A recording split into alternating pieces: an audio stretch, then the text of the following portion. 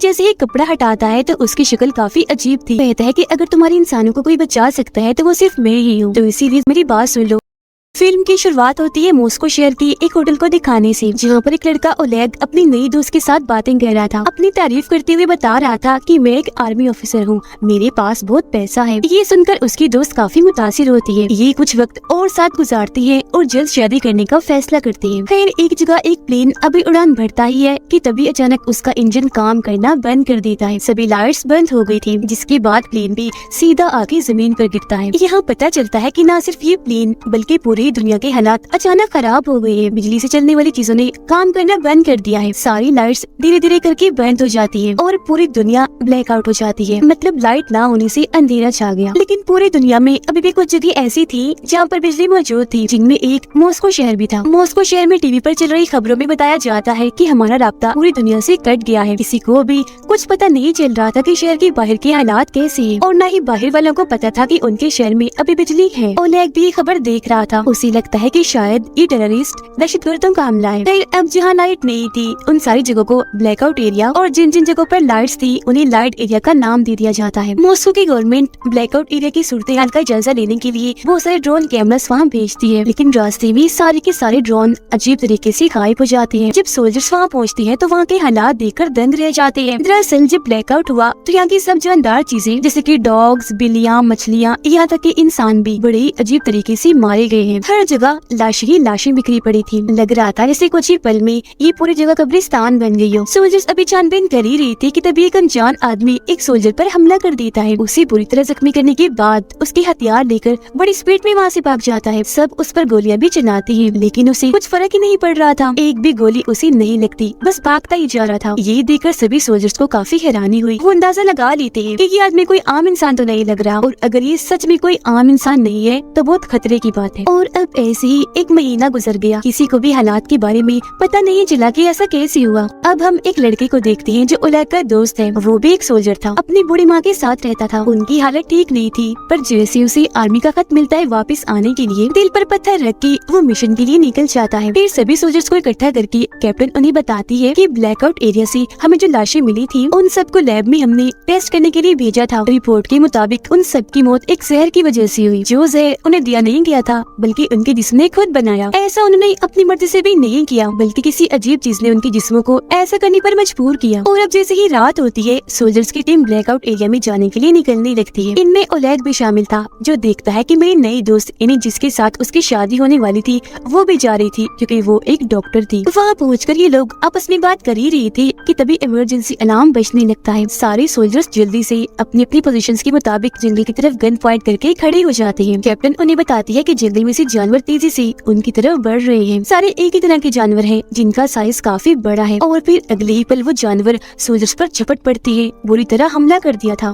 Soldiers भी अपने बचाव में अंधाधुंध गोलियां चलाने लगते हैं। अगली सुबह बहुत बुरे हालात दिखाए जाते हैं, क्योंकि बहुत सारे सोल्जर्स मारे गए थे। वो लोग देखते हैं कि हमला करने वाले जानवर जंगली भालू थे, पर उन लोगों को ये समझ नहीं आ रही थी कि भालुओं ने झुंड बनाकर हमला क्यों किया, क्योंकि वो कभी भी ऐसे नहीं करते। ओलेग भी हमले में जख्मी हो गया था। उसकी दोस्त क्योंकि डॉक्टर थी उसका इलाज कर रही होती है। अब शहर के एक हॉस्पिटल में एक लड़का दाखिल था। वो बेड पर लेटा था। उसकी तबीयत अचानक खराब होने लगी। दरअसल जब से ब्लैकआउट हुआ उसके साथ तभी से अजीबोगरीब हो रहा था। उसे बहुत सी अनजान लोगों की आवाजें सुनाई देती थी। एक आदमी जिसके बाल नहीं थे हमेशा उसे तंग किया करता था। असल में ब्लैकआउट के होते ही इस लड़की के पास सुपर पावर्स आ गई थी। उसके पास अलग ही तरह की ताकतें थी। उसकी आंखें जैसे ही खुलती है अपने सामने वो एक लड़के को पाता है। लड़का उसे बता रहा था कि मैं तुम्हारा दोस्त हूँ, जरूरी जानकारी तुम्हें देने आया हूँ। दरअसल ये जो हालात पूरी दुनिया में हुए हैं वो अजीब तरह की लहरों के हमले की वजह से हुए हैं। ये 3 तरह की लहरें हैं। पहली लहर में सभी बिजली से चलने वाली चीजें खराब हुई, दूसरी लहर में सभी जानदार चीजों का खात्मा हुआ, और तीसरी लहर से तो सबसे ज्यादा तबाही होगी, क्योंकि इसमें ये खतरनाक लहरें यहाँ के लोगों को पपेट कठपुतलियां बनाकर इस्तेमाल करेगी, अपने कंट्रोल में करके अपने ही लोगों पर हमला करवाएगी। जिसका मतलब था कि ब्लैकआउट एरिया में अभी भी लोग जिंदा बचे थे। अब उस बीमार लड़के को उसकी कुछ समझ नहीं आई, उल्टा वो घबरा गया था। गार्ड को आवाज लगाता है ताकि वो इस लड़के को यहाँ से बाहर निकाले, लेकिन जब गार्ड अंदर आती है तो उन्हें वहाँ कोई भी दिखाई नहीं देता, क्योंकि वो तो अपने दिमाग में ही उससे बात कर रहा था। जिस्मानी तौर पर वो कमरे में मौजूद था ही नहीं।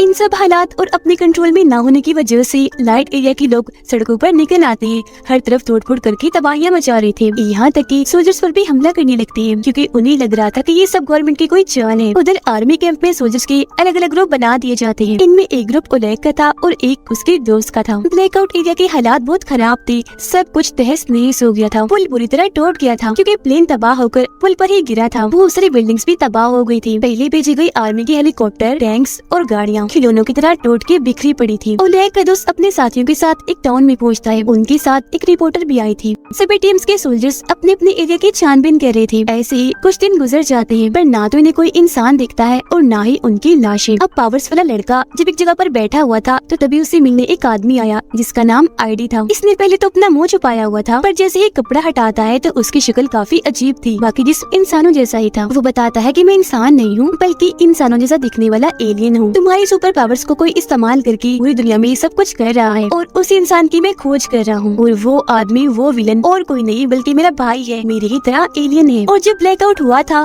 तुम ब्लैकआउट एरिया और लाइट एरिया के बीच में फंसे हुए थे। यही वजह है कि आज ये ताकतें तुम्हारे पास हैं। लड़का कुछ समझ पाता है, इससे पहले ही कैप्टन और उनके सोल्जर्स वहाँ पर आ जाते हैं। आईडी पर गन तान देते हैं, लेकिन चालाक आईडी कैप्टन के सोल्जर्स के दिमाग को अपने कंट्रोल में कर लेता है, जिससे सोल्जर्स को कैप्टन दिखने लग जाता है आईडी, और आईडी दिखने लगा था कैप्टन। मतलब रूप बदल के दिखने लगे थे, जिससे होता ये है कि सारे सोल्जर्स असली वाले कैप्टन पर ही गन तान देते हैं। आईडी कैप्टन को कहता है कि अगर तुम्हारे इंसानों को कोई बचा सकता है तो वो सिर्फ मैं ही हूँ, तो इसीलिए जरा शांत होकर मेरी बात सुन लो जो मैं बताना चाहता हूँ। ये सुनकर कैप्टन उसे इंक्वायरी रूम में ले जाती है। आईडी उसे बताता है जैसे आप लोग अपने इस प्लेनेट जमीन पर रहती हो, हम भी ऐसे ही अपने प्लेनेट पर रहते हैं। हमारी ये खूबी है, काफी साल गुजर जाने पर भी हम बूढ़े नहीं होते और न ही मरते जब तक कि कोई हमें मार ना दे। जल्दी हमारे प्लेनेट का सूरज तबाह होने वाला है, इसीलिए अब हमें एक नए प्लेनेट की तलाश है। और क्योंकि तुम्हारे प्लेनेट को चुना गया, इसीलिए मुझे और मेरे भाई को यहाँ भेजा गया, ताकि हमारे बाकी लोगों को यहाँ लाने के लिए हम जमीन को अच्छे से तैयार कर दें। सबसे बड़ी बात, जमीन पर सभी पुरानी चीजें जैसे कि पिरामिड जैसी चीजें 2 लाख साल पहले हम एलियंस ने ही बनाई थी। और हाँ, मैं अच्छा हूँ, मेरा भाई बुरा है, वो आप सबको खत्म करना चाहता है, लेकिन मैं नहीं चाहता कि वो ऐसा करे, मैं उसे रोकना चाहता हूँ। अगले 48 घंटों में हमारी काफी बड़ी स्पेसशिप जमीन पर आने वाली है, और उससे पहले मेरा भाई ब्लैकआउट एरिया के इंसानों को पपेट यानी कठपुतली के तौर पर इस्तेमाल करेगा, तो मैं लोगों का खात्मा करने के लिए। यानी उस लड़के ने तीसरी लहर की जो बात बताई थी वो सच थी, और वो लहर आईडी का भाई ही बना रहा था। कैप्टन उसकी सारी बातें सुन तो लेती है और उसे यकीन नहीं होता। दूसरी तरफ ओलेग के दोस्त की टीम को अपने एरिया में एक जख्मी बच्चा दिखता है जो बहुत ही अजीब बर्ताव कर रहा था, गुस्से वाला। ये लोग उसकी मदद करते हैं, सवाल जवाब करने लगते हैं जानकारी लेने के लिए, लेकिन तभी बच्चा एक सोल्जर की गर्दन में चाकू घुसाकर बहुत बुरी तरह उसे मार डालता है, और हद से ज्यादा गुस्से में आकर कंट्रोल से बाहर हो गया था, जो देखकर ना चाहते हुए भी ओलेग के दोस्त को बच्चे को गोली से मारकर उड़ाना ही पड़ता है। ये देखकर रिपोर्टर काफी घबरा गई। अब जैसे ही रात होती है, ब्लैकआउट एरिया की वो सारे पपेट जो आईडी के भाई के इशारों पर नाच रही थी, सोल्जर्स की सभी टीम्स पर हमला कर देती है। सोल्जर्स भी अपने बचाव में उन पर अंधाधुंध गोलियां चलाते हैं। पपेट्स की तरफ से भी लगातार हमला हो रहा था, तो दोनों साइड से एक काफी बड़ी जंग छिड़ जाती है। ओलेग के दोस्त के बहुत सारे लोग मारे गए थे। मदद के लिए वो आर्मी कैंप की तरफ गन चलाता है। उसके अलावा सोल्जर्स के 2 और ग्रुप ने फ्लेयर गन चलाई, जो देखकर आर्मी कैंप वाले बेचारे परेशान हो जाते हैं कि अब हम किसकी मदद को जाएं। इस सारी सूरत हाल के बारे में जैसे कैप्टन को बताया जाता है, उसे यकीन हो जाता है कि आईडी सच बोल रहा है, क्योंकि उसकी बातें सच साबित हो रही थी। कैप्टन के पास और कोई रास्ता नहीं था, तो आईडी की मदद लेने के लिए वो राजी हो जाती है। आईडी कैप्टन को कहता है कि मेरे भाई को ढूंढने के लिए हमें पावर्स वाले लड़के की जरूरत पड़ेगी। मेरे भाई को मारते ही मैं सभी इंसानों के पपेट को कंट्रोल करके रोक दूंगा। फिर कैप्टन आईडी को लेकर आर्मी बेस पर पहुंचती है। उधर अचानक से ओलेग के दोस्त की टीम पर बड़ा हमला हुआ, जिसमें एक एक करके सारे सोल्जर्स मारे जाते हैं। सिर्फ 2 ही लोग बचते हैं, ओलेग का दोस्त और रिपोर्टर। पपेट की तादाद काफी ज्यादा थी, इसीलिए वो बाकियों के पास जाने की कोशिश करते हैं ताकि साथ मिलकर उनका सामना कर सके। आईडी पावर्स वाले लड़के को ध्यान लगाने का कहता है, मतलब ख्याल देखने में उसकी मदद कर रहा था, ताकि लड़का ये देख सके कि आईडी का भाई कहाँ है। कुछ ही देर की मेहनत के बाद उसकी लोकेशन पता चली जाती है, जो एक काफी बड़ी बिल्डिंग की छत थी, और वहीं से वो सारे पपेट्स को कंट्रोल करके सब करवा रहा था। वो निकल ही रही थी कि तभी उन्हें पता चलता है कि पपेट्स ने लाइट एरिया पर भी हमला कर दिया है, जिसका मतलब था कि तीसरी लहर का असर शुरू हो गया है। तो इसीलिए वक्त को बर्बाद ना करते हुए कैप्टन आईडी के साथ वहाँ के लिए निकलने लगी। पावर्स वाला लड़का आईडी को कहता है कि मुझे तुम्हारे भाई ने देख लिया है, वो मुझे मार डालेगा, तो प्लीज मुझे भी अपने साथ ले चलो। आईडी जवाब देता है कि नहीं, तुम इधर बेस में ही महफूज हो, वहाँ तुम्हारी जान को खतरा है, यही रहो। ये कहने के बाद वो कैप्टन के साथ निकल जाता है। वो लोग बेस से अभी थोड़ा दूर आए ही थे कि आईडी के भाई को पावर्स वाले लड़के की लोकेशन पता चल जाती है, यानी कि इस वक्त वो आर्मी बेस में है। उसे मरवाने के लिए वो अपने बहुत सारे मिसाइल भेजता है। बेस के सोल्जर्स मिसाइल को रोकने की कोशिश करते तो हैं, पर कोई फायदा नहीं होता क्योंकि वो बहुत ही ज्यादा थे और कैप्टन की आंखों के सामने ही उनकी पूरी आर्मी बेस तबाह हो जाती है। बदकिस्मती से सभी सोल्जर्स, पावर्स वाला लड़का सब मारे जाते हैं। ये देखकर कैप्टन को बहुत गुस्सा आया और दुख भी हुआ। वो आईडी पर गन तान देती है, कहती है कि तुम ये सब पहले से ही जानती थी, है ना? तो फिर उस लड़के को वहाँ छोड़कर ये घटिया हरकत क्यों की? आईडी कहता है कि सिर्फ हमें कुछ लोग ऐसे हैं जो बाकी इंसानियत को बचा सकते हैं, और वैसे भी मेरे भाई को पावर्स वाले लड़के की लोकेशन पता चल ही जानी थी, और अगर हम उसे साथ रखते तो अब तक हम भी मारे गए होते। इसीलिए मजबूरन मुझे ये कदम उठाना पड़ा। अगली सुबह ओलेग को अपना दोस्त और रिपोर्टर मिल जाते हैं। एक दूसरे को जिंदा पाकर दोनों बहुत खुश थे, गले मिलते हैं। बाद में कैप्टन भी अपने सोल्जर्स के साथ यहाँ उनके साथ शामिल हो गई और अब वक्त को बर्बाद ना करते हुए ये सभी उस बिल्डिंग के लिए निकल जाते हैं जहाँ पर आईडी का भाई सब पपेट्स को कंट्रोल कर रहा था। लेकिन रास्ते में वो पपेट्स इनका रास्ता रोकने की कोशिश करते हैं। सोल्जर्स उनकी जान की परवाह ना करते हुए टैंक से उन्हें मारते हुए कुचलते हुए आगे बढ़ते जा रहे थे। वो भी इन पर हमला कर देते हैं और इनके बीच काफी बड़ी जंग छिड़ जाती है। कुछ पपेट्स तो अपने ऊपर बॉम्ब बांधकर सोल्जर्स पर गिर रहे थे ताकि अपने साथ साथ उन्हें भी उड़ा दे, पर सोल्जर्स बड़ी मुश्किल से उनसे बचते बचाते बिल्डिंग तक पहुँच जाते हैं। आईडी कुछ सोल्जर्स को लेकर बिल्डिंग की छत पर जाने लगता है, जबकि बहुत सारे सोल्जर्स नीचे ही रुक गए थे पपेट्स का मुकाबला करने के लिए। जिसके बाद आखिरकार ओलेग के दोस्त और आईडी का सामना उसके भाई से हो ही जाता है। ओलेग का दोस्त आईडी के भाई पर हमला करने के लिए आगे बढ़ता है, पर वो एक ही झटके में उठाकर उसे दूर फेंक देता है। फिर आईडी जाता है अपने भाई का सामना करने के लिए। दोनों भाइयों के बीच जबरदस्त लड़ाई शुरू हो जाती है। दोनों ही कम नहीं थे, एक दूसरे से बढ़कर ही थे, बराबर टक्कर दे रहे थे। मुक्के मारने से उनके हाथों से चिंगारियां निकल रही थी। दोनों ही बहुत ताकतवर हैं। नीचे ओलेग और बाकी सोल्जर्स को पपेट को रोकने में काफी मुश्किल हो रही थी क्योंकि उनकी तादाद करोड़ों में थी। वो खत्म हो ही नहीं रही थी। पपेट्स इतने चालाक थे कि तेल से भरे हुए ट्रक को लेकर उन पर हमला कर देती है, जिससे काफी बड़ा धमाका हो जाता है। कुछ को छोड़कर अब सारे ये सोल्जर्स मारे जाते हैं। मुश्किल से ये बस 5 ही बचे थे और अब इनको ही पपेट्स का सामना करना था। ओलेग और बाकी सोल्जर्स भी बिल्डिंग के ऊपर जाने लगते हैं। पपेट्स भी अपने लीडर यानी आईडी के भाई का साथ देने के लिए तेजी से उस बिल्डिंग की तरफ आ रहे थे। पपेट्स यहाँ आते उससे पहले ही आईडी जोर से अपने भाई को मुक्का मारता है। आईडी अपने भाई के सीने से उसका दिल ही निकाल लेता है, जो जाहिर है एलियन होने की वजह से डिवाइस की तरह का था। फिर वो दिल में एक बॉम्ब लगा देता है। जैसे उसका दिल तबाह होता है, उसके भाई की भी मौत हो जाती है। अपने भाई को मारने के बाद आईडी को सभी पपेट्स का कंट्रोल मिल गया था। एक ही झटके में वो उन सबको मार गिराता है।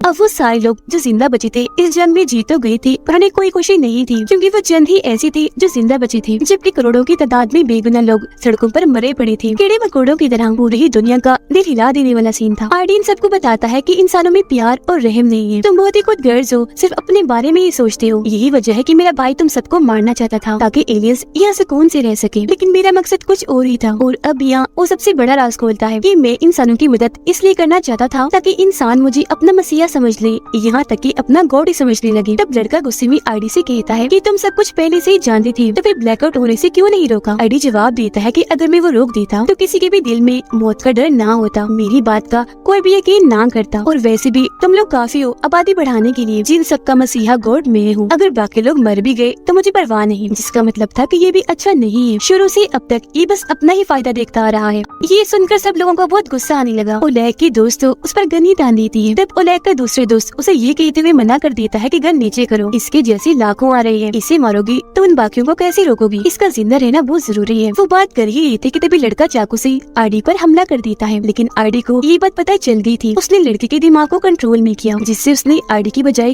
कैप्टन को चाकू मार दिया और इस तरह से वो भी मारी गई, क्योंकि यहाँ भी उसने अपना रूप बदलने वाला जादू किया था। ओलेग को काफी गुस्सा आ गया। वो आईडी को मारने के लिए जैसे आगे बढ़ता है, उसका दोस्त ऐसा करने से मना कर देता है। दोनों की बहस हो गई, जो बढ़ती बढ़ती लड़ाई तक चली जाती है। ओलेग का दोस्त उसे मार ही देता कि रिपोर्टर गन लेकर ओलेग के दोस्त पर चलाकर उसे जख्मी कर देती है। अब ओलेग का दिमाग खराब करने के लिए आईडी उसके डर के कई रूपों में बढ़ जाता है, पर लड़का जानता था कि आईडी का असली रूप कौन सा है। उसकी असली रूप को लेकर वो बिल्डिंग से कूद जाता है और इस तरह से उसके साथ साथ आईडी की भी मौत हो जाती है। और अब ये 4 लोग ही जिंदा बचे थे जो आने वाले एलियंस का मुकाबला करेंगे। कुछ ही देर में एलियन की स्पेसशिप यहाँ आ जाती है, जो बहुत ही बड़ी थी। शिप का दरवाजा खुलता है पर अंदर से कोई नहीं आता, तो अब ये लोग ही अंदर चले जाते हैं। अंदर जाने पर इन्हें एलियंस की लाखों चेम्बर्स दिखते हैं, जिनमें सभी एलियंस सो रहे थे। और तभी अचानक सभी चेम्बर्स में लाइट जलने लगी और अजीब तरह का लिक्विड हिलने लगता है, जिससे एलियंस होश में आने लगते हैं। डॉक्टर बताती है कि ये लिक्विड जरूर उनका ऑक्सीजन है, इसीलिए उनके जागने से पहले ओलेग गोली से सबको मारने लगता है। लेकिन उनके पास टाइम कम था और गोलियां भी नहीं थी, इसलिए दिमाग लगाकर ऑक्सीजन के मेन पाइप को ही हथौड़े से तोड़ देती है, जिससे होता ये है कि वो सारे एलियंस जागने से पहले ही मारे जाते हैं। अब बस कुछ चेम्बर्स बचे थे जिनमें उन्हें एलियंस के मासूम बच्चे दिखते हैं। इन्हीं आईडी की बात याद आती है कि इंसान में प्यार और रहम नहीं, और क्योंकि इस तरह के इंसान वो बनना नहीं चाहते थे, इसलिए एलियंस के बच्चों का कुछ नहीं करते, छोड़ देते हैं। कुछ ही देर में एलियंस के सारे बच्चे अपने अपने चेम्बर से बाहर आ जाते हैं, जो सारे आईडी जैसे ही लग रहे थे। वो बच्चे हैं, इसलिए अब कोई खतरा नहीं था। और इसी के साथ ये फिल्म इधर ही खत्म हो जाती है।